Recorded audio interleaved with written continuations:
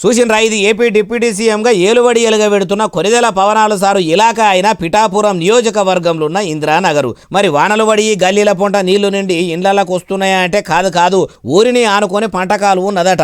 దాంట్లో పారుకుంటా పోవాల్సిన నీళ్లు మొత్తము పోరాక ఊళ్ళకు మలిగినాయట.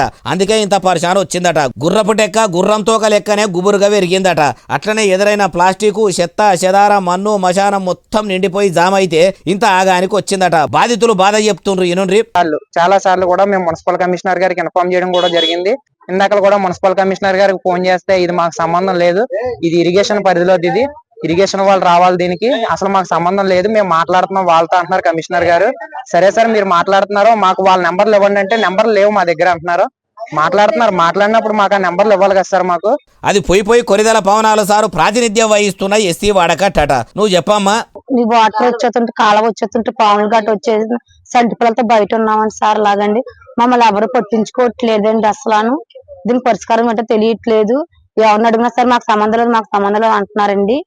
మరి దానికి ఏంటండి, ఓట్ల గురించి అయితే ఓట్లు వచ్చేస్తున్నారండి అలాగండి ఇంటింటికి. ఆ ఓట్ల తర్వాత మేము ఇది చేస్తాము అది చేస్తాము అది ఇది అంటున్నారండి. ఎల్లు కొల్లెట్టేసుకుంటున్నారు. దీనికి పరిష్కారం ఏంటంటే మాకు తెలియదు, మమ్మల్ని అడగక మాకు తెలియదు అని అడుగుతున్నారండి. నువ్వు చెప్పమ్మా.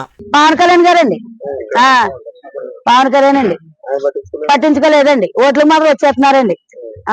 వర్షాలండి నించోనా కూడా లేదండి. అసలు నీరంతా వచ్చేసాయండి గదుల్లోకి. అయ్యా కొనిదెల పవనాలు సారు ఇంట గెలిచి రచ్చ గెలవాలంటారు గాని మీ ఇలాకాలో ఉన్న ఇందిరానగర్ లో ఇది పరిస్థితి. తమరే పట్టించుకుంటలేరని అంటున్నారు. ప్రజలకు ఏ బాధలు లేకుండా చూసుకుంటా అన్న మీరు ఇప్పుడు ఉప ముఖ్యమంత్రి అయినాక వాళ్ళ ఊసే ఎత్తుతలేరట. ఎందుకు సారు ఎస్సీ బిడ్డలంటే మీకు అంత చిన్న చూపు?